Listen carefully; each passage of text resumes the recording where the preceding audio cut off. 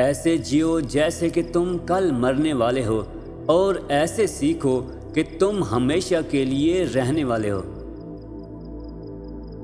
ये ज़रूरी तो नहीं हर लड़ाई जीती जाए, ज़रूरी तो ये है कि हर लड़ाई से कुछ सीखा जाए। मुझे खैरात में मिली खुशियाँ अच्छी नहीं लगती। मैं अपने ज़ख्मों में भी रहता हूँ नवाबों की तरह।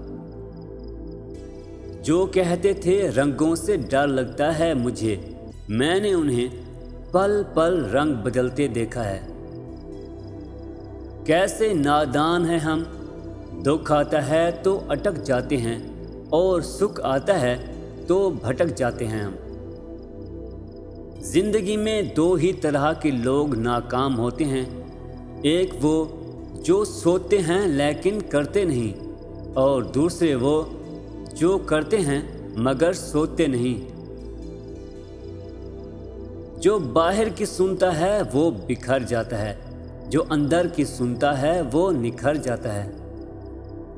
किसी के पैरों में पड़कर कामयाबी पाने के बदले अपने पैरों पर चलकर कुछ बनने की ठान लो।